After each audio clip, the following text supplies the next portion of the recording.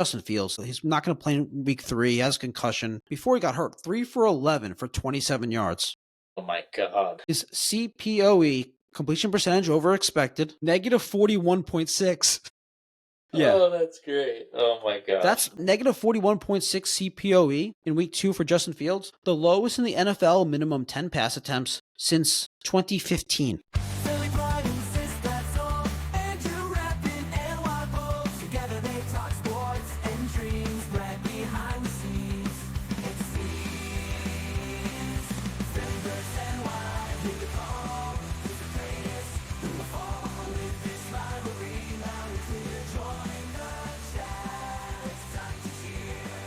Sports and culture all in one. Catch the fire, feel the fun. Andrew Sistad, Brad unite.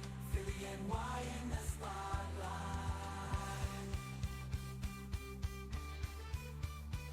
Hey everyone, welcome to episode 69.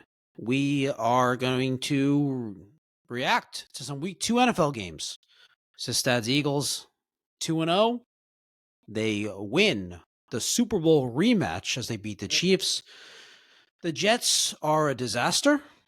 In case that anyone that thought they weren't going to be a disaster this year after week 1, we know now. And the Giants kind of played well, kind of played terribly, but again, lost, which is what they typically do. We'll talk about that. We'll look ahead at some week 3 matchups. And I have a situation that came up yesterday on Sunday. We're recording this on Monday. And it brings up the question if I'm a real fan based on the Sistad fan rule book.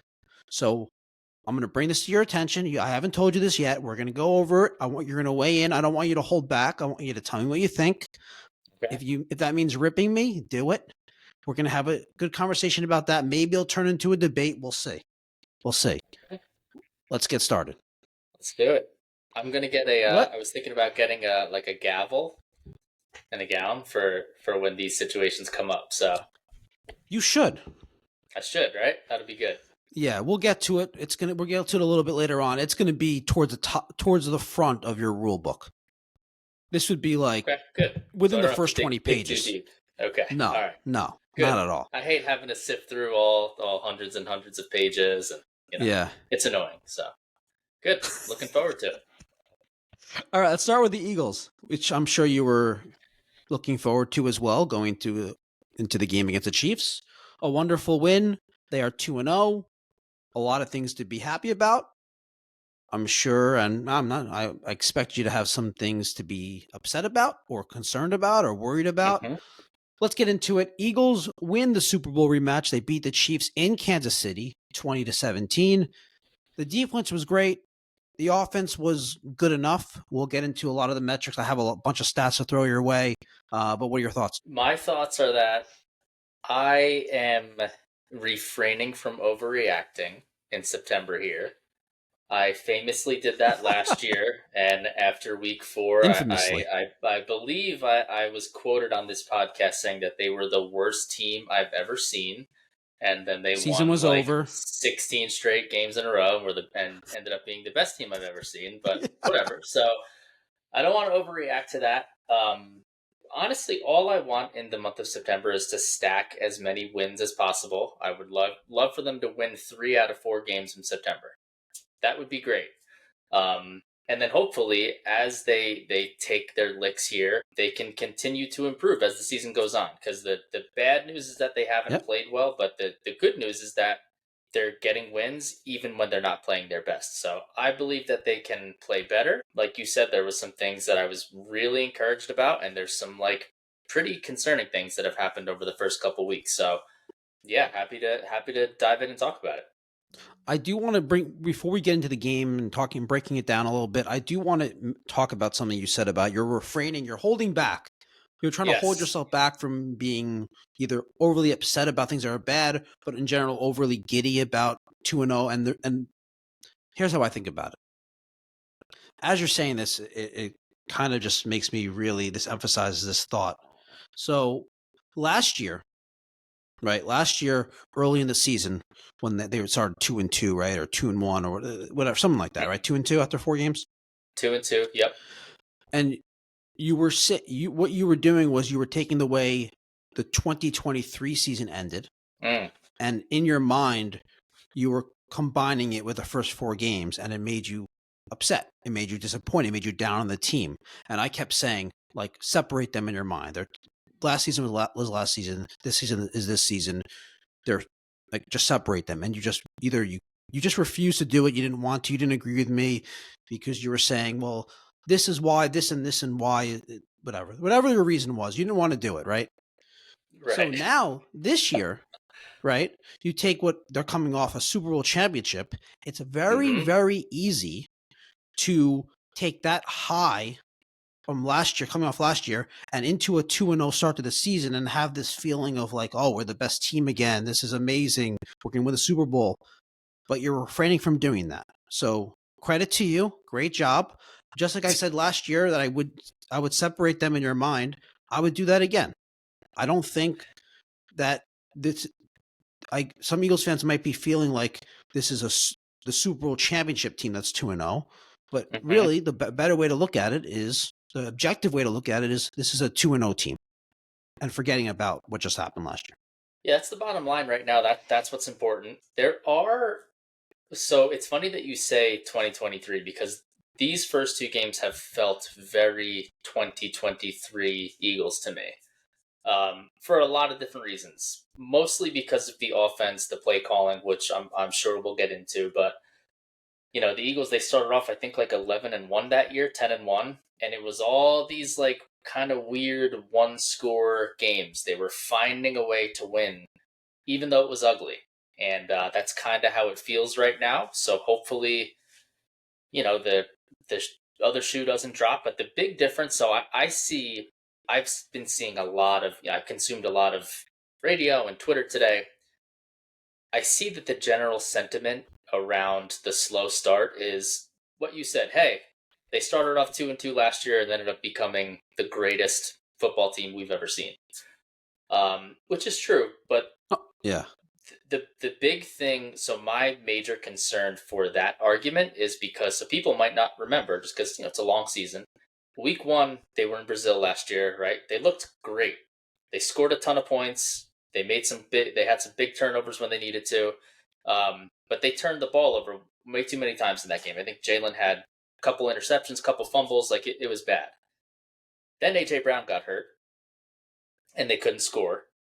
And then Devontae Smith got hurt, and then Lane Johnson got hurt. So like as they were finishing up those first 4 games, they were a ragtag group of guys, and Paris Campbell was their starting wide receiver opposite Jahan Dotson. Like it was bad.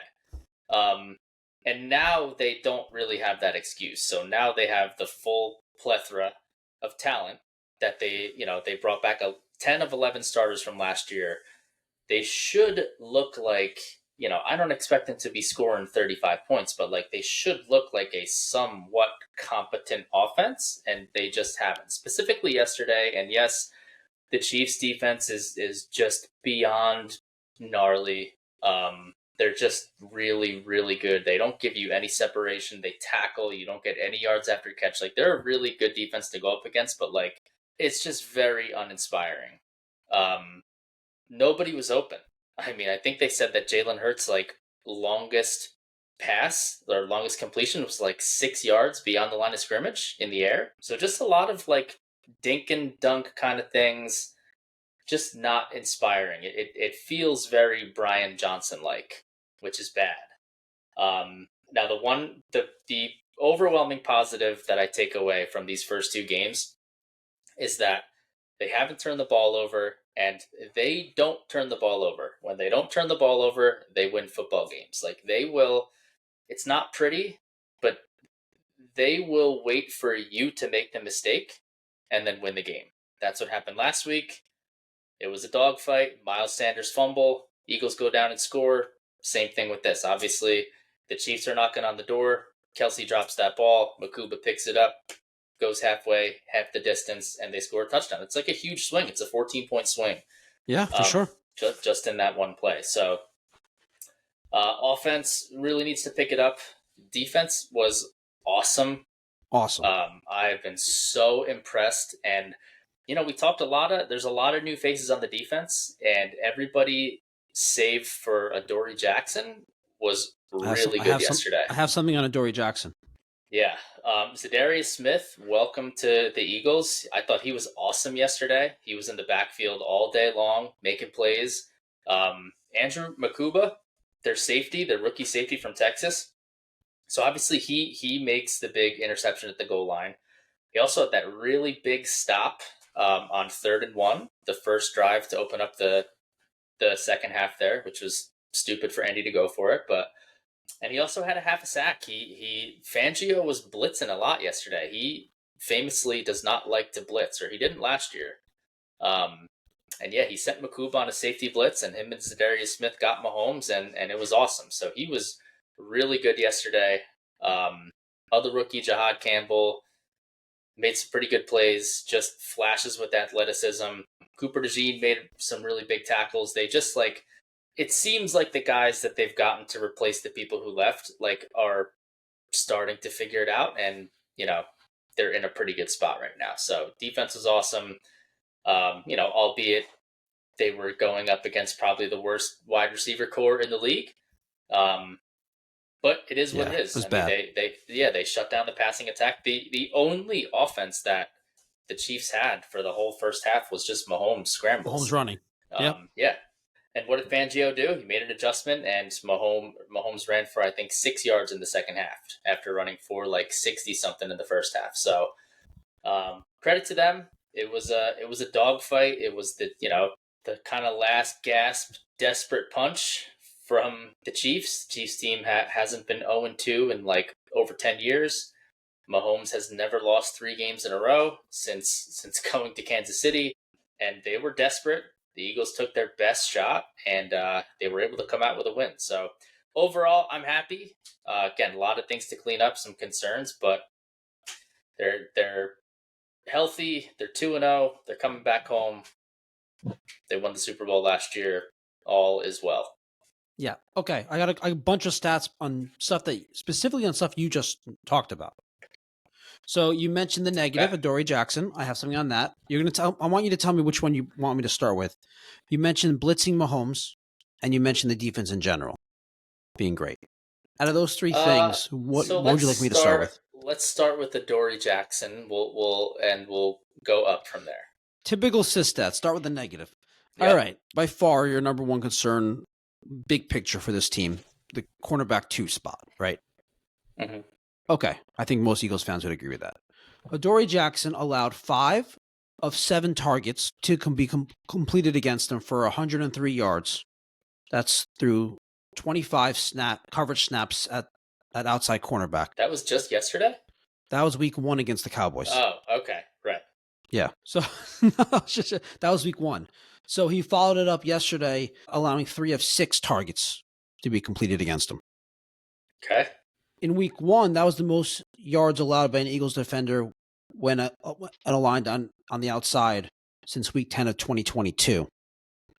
So you combine them together, the week 1 and week 2, that is the highest target completion percentage on targets allowed against a corner aligned on the outside since 2019, which was actually Darius Slay. So he's struggling. I mean, that's very clear that he's struggling because he's not going against the other teams. Typically, the other team's number 1 corners. They're actually.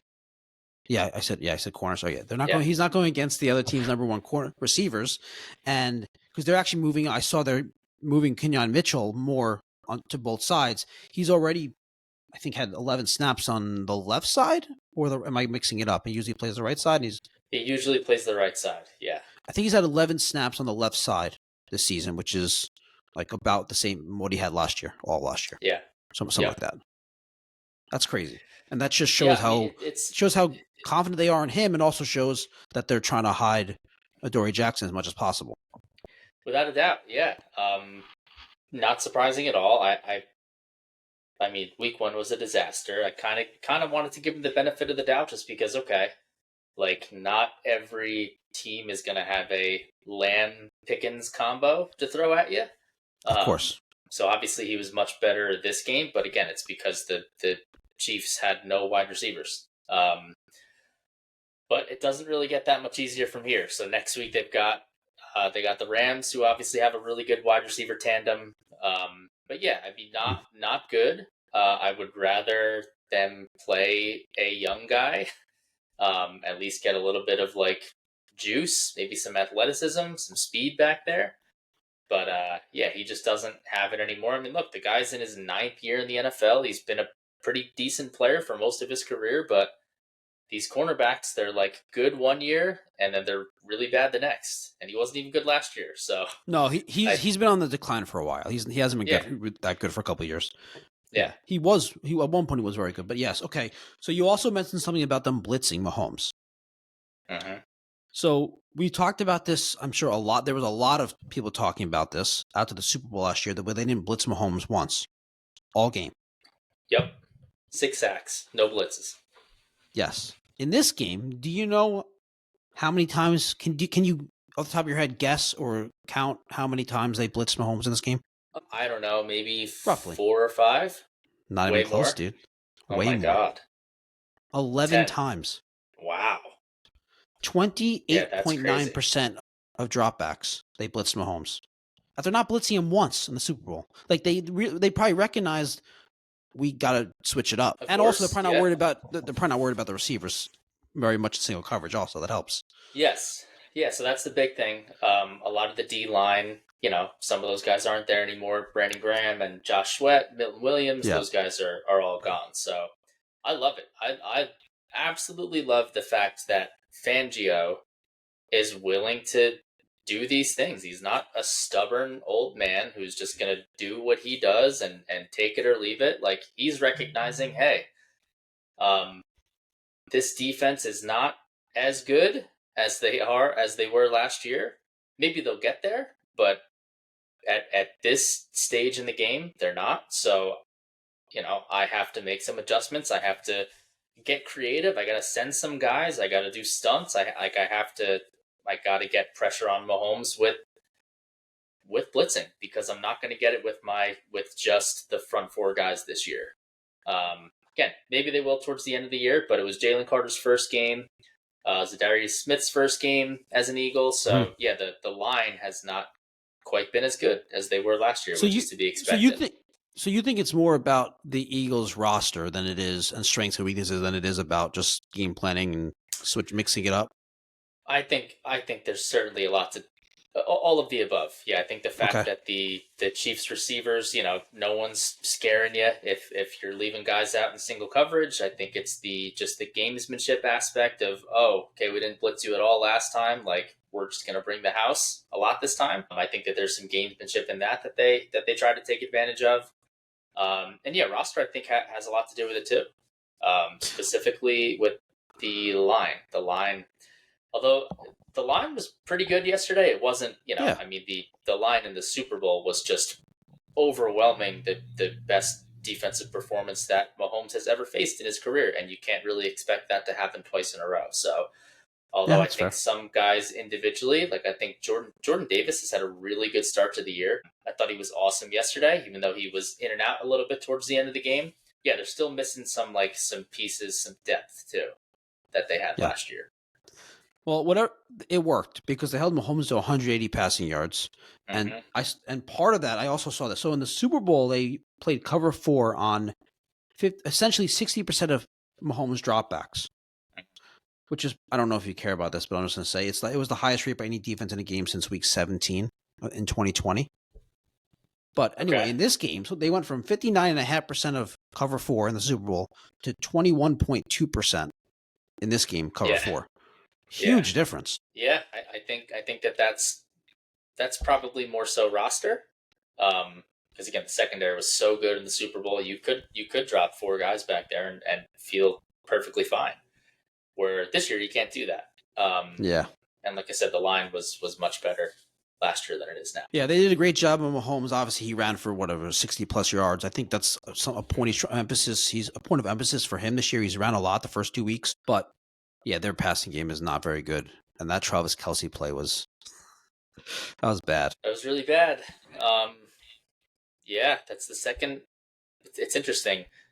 They played the Chiefs at Arrowhead in 2023, and very similar game, like low scoring. And there was an instance where they were in the red zone. I think it was a fumble, but Kelsey was about to score, and he got the ball punched out. Eagles recovered, and they went down and scored. It was kind of eerily similar in that way.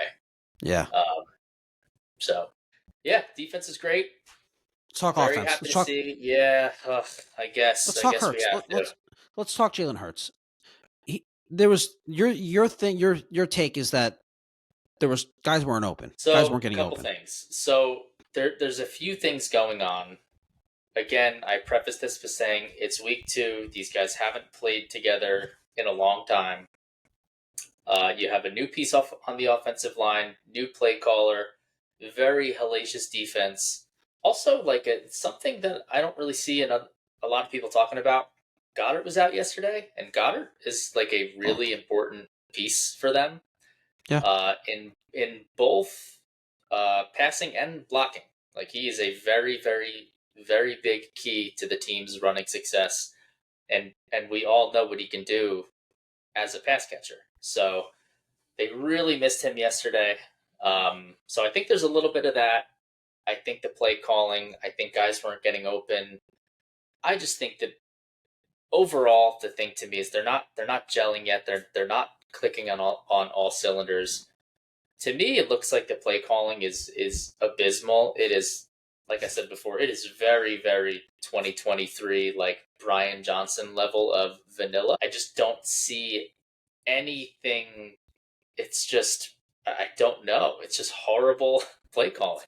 I don't know what to make of it. I think it's odd. This guy has been here like since Sirianni came to Philadelphia, and like he's seen what this team does well. He's seen what doesn't work well for this team, and I would hope to see at this point just a little bit more continuity. That was like the big selling point for this hire was, oh, we're gonna have continuity. He's been here the whole time. Yeah. He knows what the team does well. He knows what they don't do well. So they should be able to hit the ground running, right? Like no growing pains, and that just hasn't been the case at all. So yeah, maybe he can figure it out. But I just would have liked to see something more. I mean, this offense is a really hard watch right now. It's really bad. It's really hard to watch. So yeah, it's a slow start for sure. Jalen Hurts, CPOE, completion percentage over expected for this game, plus 3.4%. That was 12th in the NFL. It's actually out of 28 teams that play. It's actually out of 27 because we'll get to it later. But Justin Fields didn't qualify in terms of pass attempts, and his what am I talking about? His EPA, his pass EPA,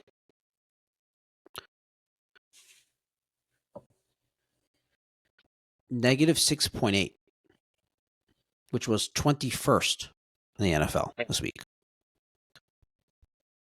By the way, something interesting: Mahomes was out of 27 qualifying quarterbacks in CPOE. Mahomes was 27th. Wow. Yeah. Yeah, he missed a couple guys on those deep shots. Yeah, he did for sure. Overthrew him. That one, yeah.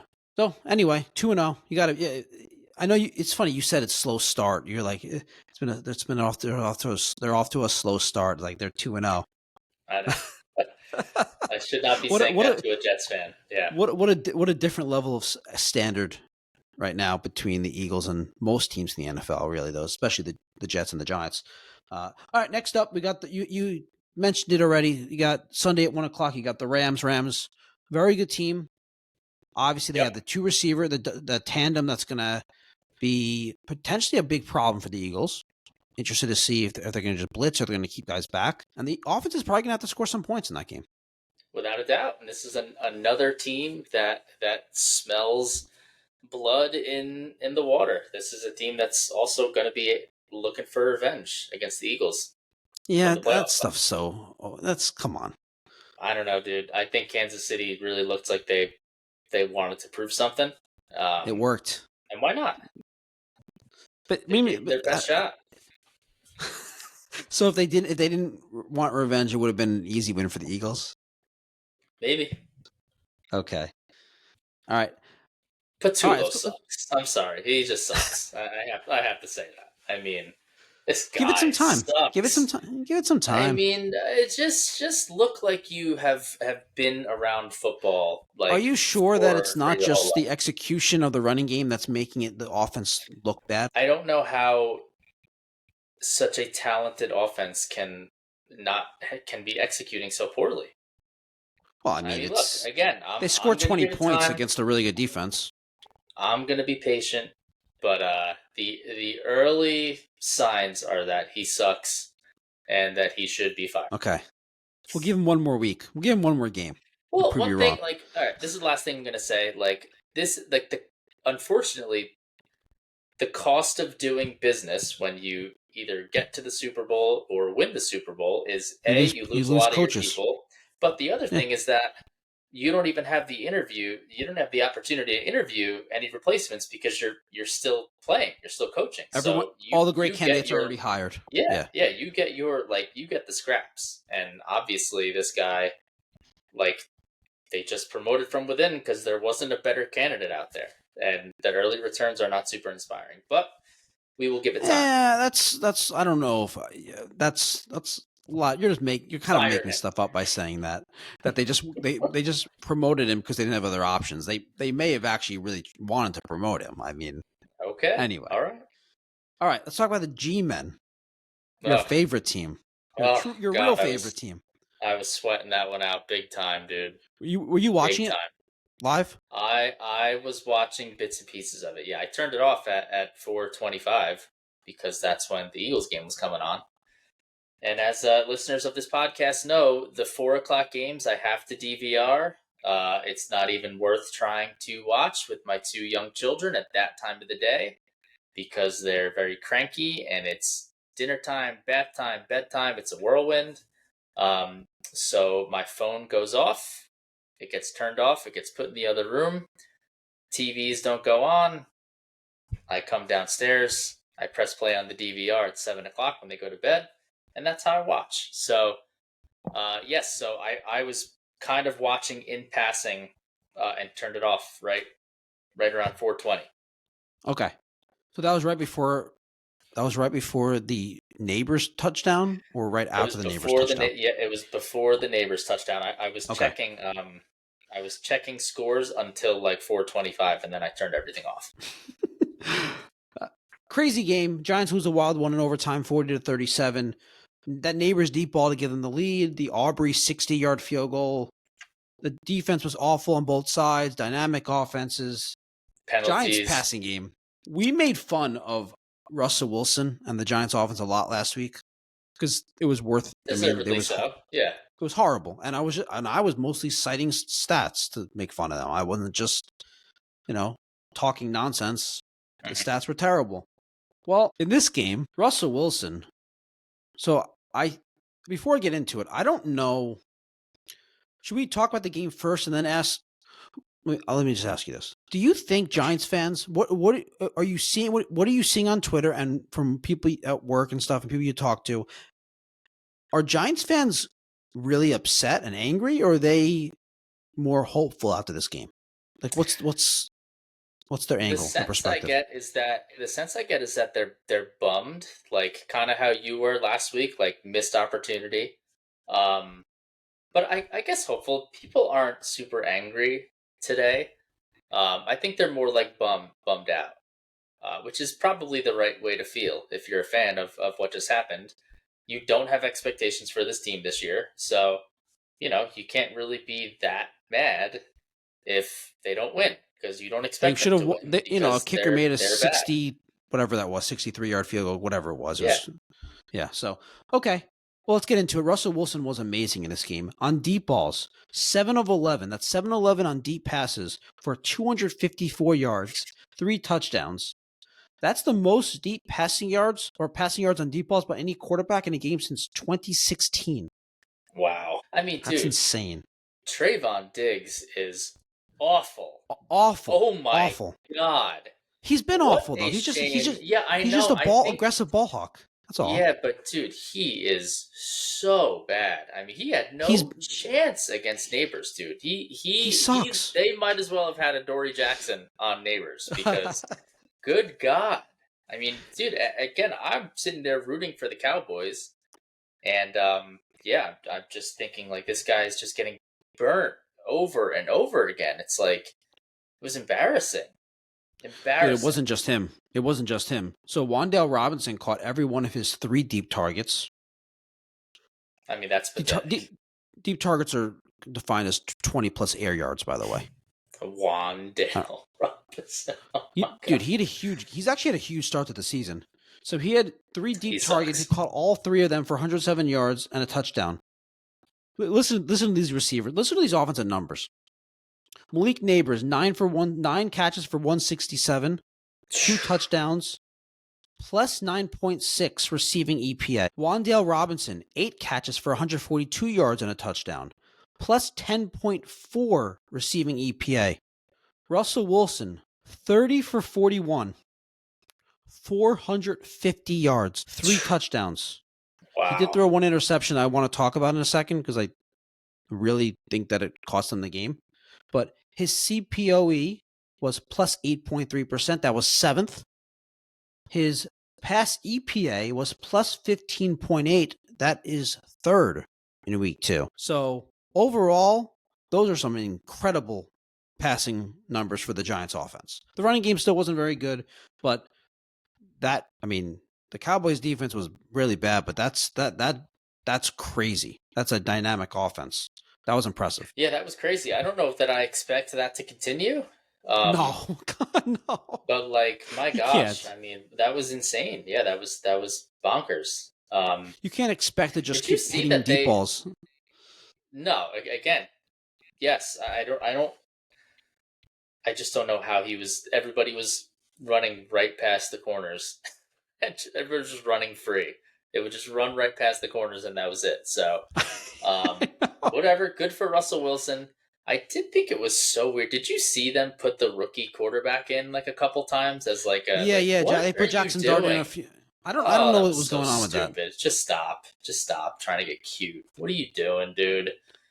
Yeah, Russell I Wilson's didn't having get the that game either. of his life like it's 2015, and you're over here putting the freaking Jackson Dart in Yeah. so we could do an RPO. I thought it was a Dude. little strange. I didn't understand It it. was stupid. Did they talk about it on the broadcast? I had it muted. I wasn't really listening to the broadcast that much. I don't know. And enough. I'm sorry. I hate to say this. I'm probably going to get torched for this, but whatever. Just say it. And enough. So you probably wouldn't know this, but Jameis Winston over the past like 2 years has become like this like cult hero, like folk hero almost. Really? Enough of the Jameis Winston. Like, we get it. He's goofy. He's weird. Like, stop talking about him. He's a 3rd string quarterback, and he's 3rd string behind a rookie who may or may not suck, and 37-year-old Russell Wilson, who's stopped being good like 4 years ago. So, And started again yesterday. right. Can I ask you something? I forgot where I was going with that, but okay, you forgot I was you were going to going. say like no, just like crisis averted.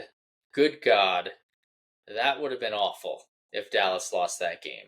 I mean, there's nothing worse than the emboldened New York sports fan. And yeah, it's not that Dallas would have. Oh, it would have been brutal. It's not that Dallas. It's not that Dallas would have lost. It's that the Giants would have won. That would have upset you. Yes, of course, yes. Again, nothing worse than the emboldened New York sports fan.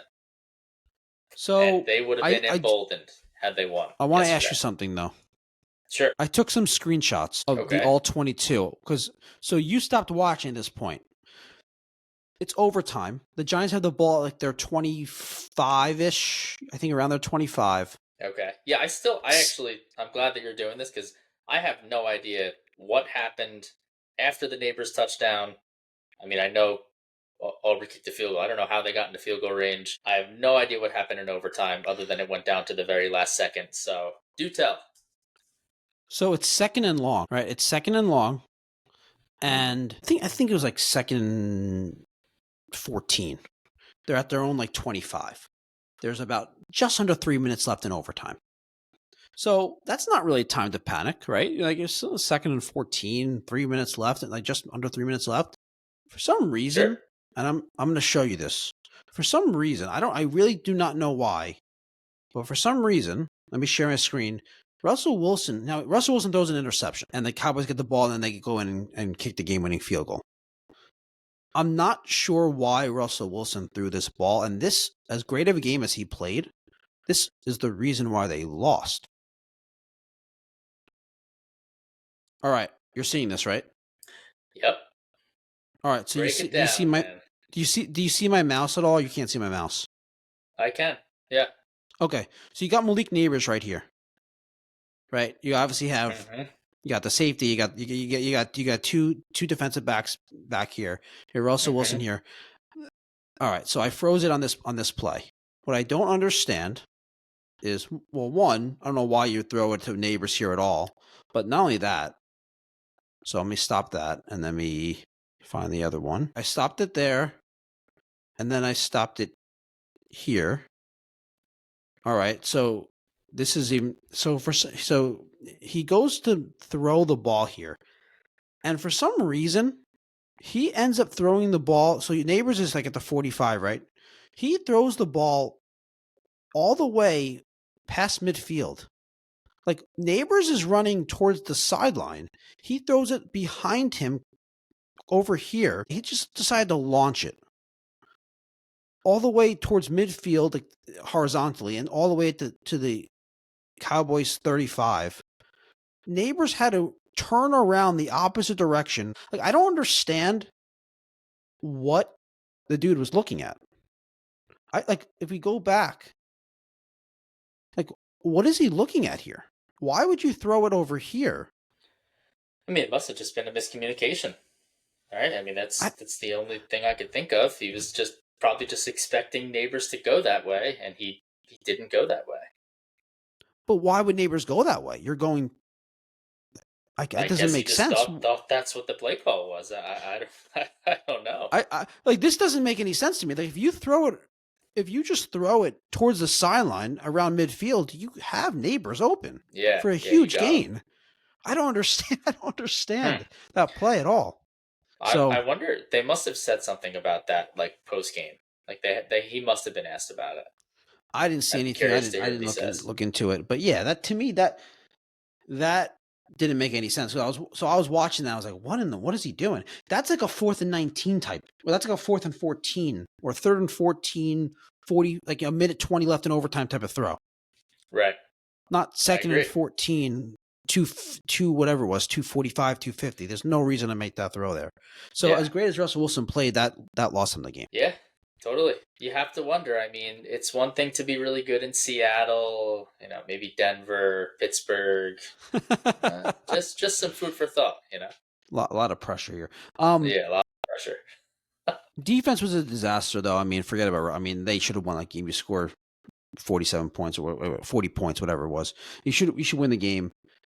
They gave up 506 yards of offense. I mean, they gave up 506 yards of offense. I mean, that's the crazy thing. I mean, if you are a Giants fan, then like that's the thing, because what did everybody say is, oh, their defense is going to be really good this year. It's like, and obviously there's still time, but that was the hope. The pass rush was going to be good, and the defense was going to be good, and that is as bad of a performance as you could possibly have on defense. Without a doubt, after not really having a very good game last week either. So no. Yeah, Javonte was running all over them. Miles Sanders was running all over them. Obviously, CD and Pickens were doing whatever they wanted. Jake Ferguson had a huge game. Dak had one of the best games a quarterback had in week 2. Yep. Awful. And they're 0-2, and now they have the Chiefs coming in on Sunday Night Football. So most likely 0-3. Do it, Kansas City. Come on. All right, let's talk about the Jets. Jette. You know what's funny? Do you really want to talk about the Jets? I mean, be honest. Do you actually? No. No. Okay. All right. No, I don't. I have been seeing a lot of fans and a lot of people I follow, Jets fans, media personality, people with YouTube channels that may have been on our podcast at one point, and they're very upset They're just disgusted is the term I hear. Disgusted by that performance. And it's like, I think we talked about when we reacted to week 1, and I talked about how I think it was a missed opportunity. This is the best game Justin Fields is probably going to play all season. I expect him to get blown out against the Bills. I don't know why Jets fans thought they weren't going to lose and lose badly, but they're just a bad team. Like, this is what we expected. They're going to be a bad team. They played a good team, and they got blown out. That's what I was going to say. Not only are they a bad team, but they played a great team and got smoked. The reason why I was what else is hopeful new? that they'd be able to be competitive in standings is because they have an easy schedule. That doesn't mean I expect them to be competitive with a really good team. The Bills are one of the best teams in the league. So they got blown out. They beat themselves early. They had a 3rd and long stop. They got, of course, roughing the passer penalty. It would have been 4th down. It would have gotten a field goal. Bills end up getting a touchdown. Then Justin Fields fumbles. The Bills come back and get a field goal. They're up 10-0 on Jets miscues. Justin Fields, I mean, we're not going to spend too much time on this, but Justin Fields, he got hurt. He's in concussion protocol. He's not going to play in week 3. He has concussion. 3 for 11 before he got hurt. 3 for 11 for 27 yards. Oh my God. Listen to this is foot. His CPOE, completion percentage over expected, negative 41.6.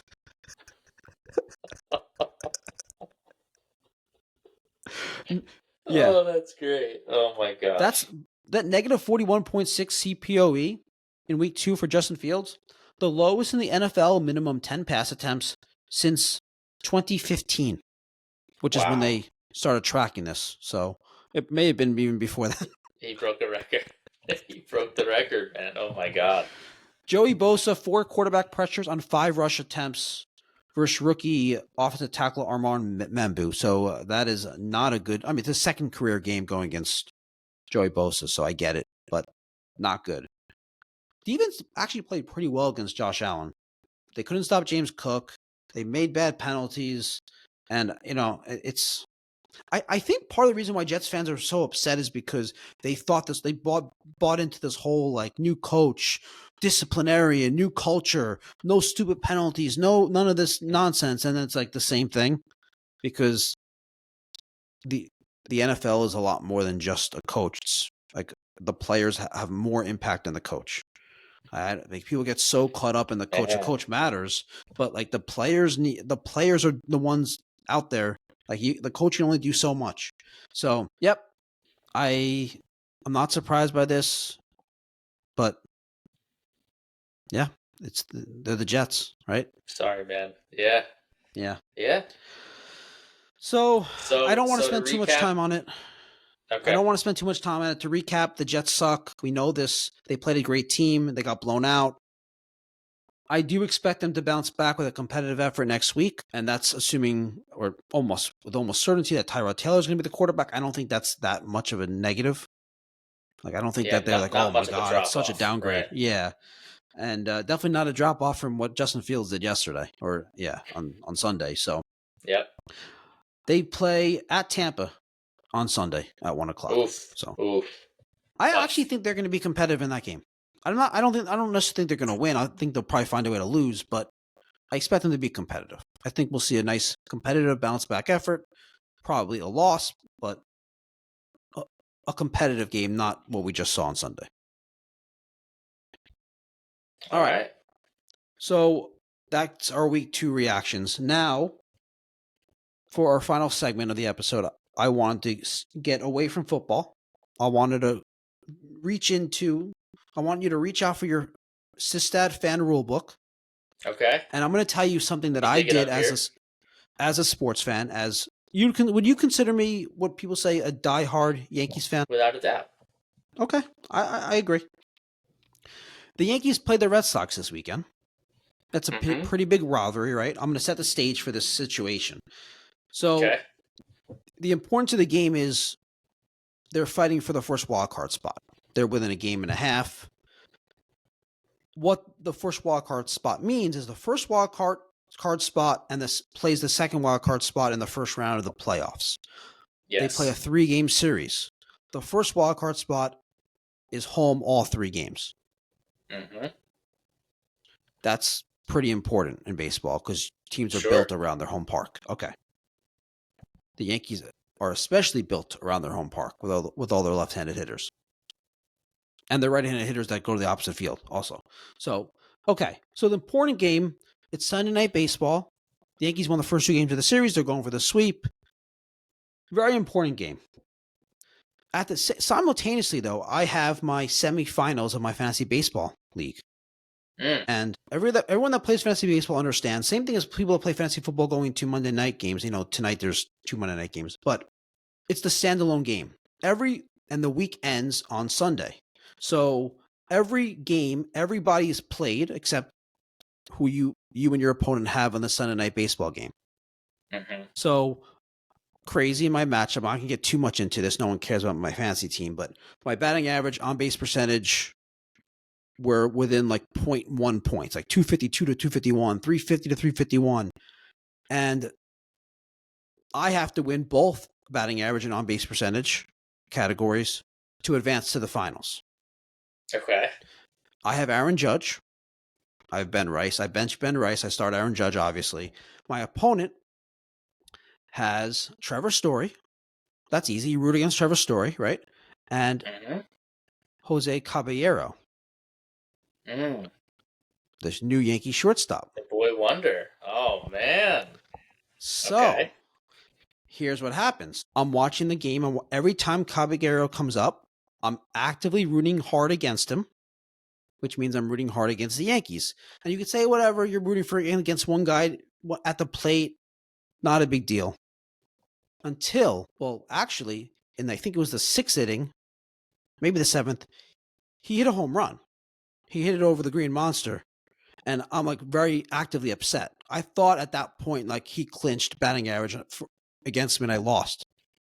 So I'm very actively very upset that a Yankees player hit a home run to make a 3-run game a 2-run game. So we're getting close to what I want you to rule on. Okay. 9th inning, they're down 6-4. Red Sox closer, Aroldis Chapman, is in. There's 2 outs and no one on, and guess who's up? No. Oh my God.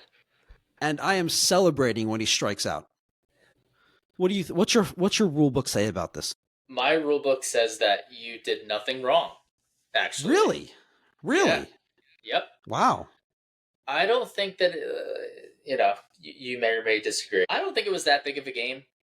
I agree. think the Yankees had already won the series. I think, especially in that circumstance, there was 2 outs and 1 man on, right? No one on. Yeah, right. Okay. So yeah. So it's not like. But let me just say before you answer that, if the bases were loaded and a base hit ties the game, I would have still really strongly been rooting against them. Yeah, I don't really see the big deal in that. I think it's fair. It's down to the wire, and this was not just like a regular season game that you could afford to lose. This is like the semifinals, so you are now going to the championship round. And yeah, I don't think that game was very important. So okay, I agree. I think you're good. I obviously agree. I think it's all about winning series, dude. Win the series. You did that already. Game 3 is as we say, house money on this podcast. We like to call that. Yeah, I think you're good, man. I think it's the one thing is I will not shame you for it. If the Yankees won that game, they would have moved to 3.5 up on the Red Sox, essentially ending the chase for the first wildcard spot. It would have essentially ended it. So you could say it's kind of a big game. They let the Red Sox back in it. Yeah. Okay. I don't know. I certainly don't. I don't feel strongly about it one way or the other. I think what you did was fine. If somebody was super passionate in arguing the other way, maybe they have a case. But this is certainly, at the very least, falls within the gray area of context, and we need details and all of that stuff. So, wow, okay. I thought that you would be case dismissed.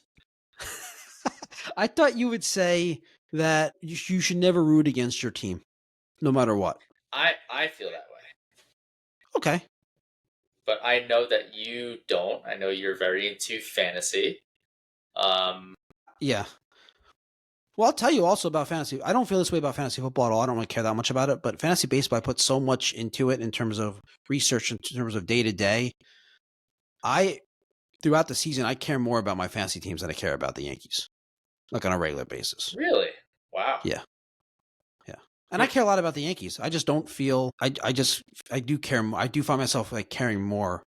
Now, I would root for Caballero to get on, and I'd want the Yankees to tie the game if it was like, say, a Wednesday in like week 13 of the fantasy season. I would root. Right. But in general, I find I do care more about my fantasy teams. Wow. Yeah. I get more excited. A lot of people probably feel that way. Yeah. Yeah. I don't feel the way about fantasy football though. I don't really care about fantasy football at all. Yeah, I mean, I just will always root for my team. Like, even like fantasy be damned. I'll just always I'll root for my teams. I'll root against the teams that I hate. Like yesterday, you had Brandon Aubrey, and I was very happy that he was kicking game tying and game winning field goals against the Giants, even though it was at my at my detriment. Yep. No. All right. Anything else? That's it, man. All Go right, Birds, everyone. Go Phils. Fly Eagles fly. Eagles 2-0. Giants and Jets 0-2. We probably don't even need to say that going forward. We just assume that's what's going to keep happening. It's going to be a fun football season. Yep. Only 4 more months to go. Only 4 more months to go. That's right. Or more. Yep. Everyone, thanks for tuning in. Please give us a like. Please subscribe. We'll see you next time. Philly pride insists that's all. Andrew rapping and Wild Bulls. Together they talk sports and dreams. Right behind the scenes, it seems. Philly versus NY, who the call, who's the greatest, who will fall with this rivalry. Loud and clear, join the chat. It's time to cheer. Sports and culture all in one. Catch the fire, feel the fun. And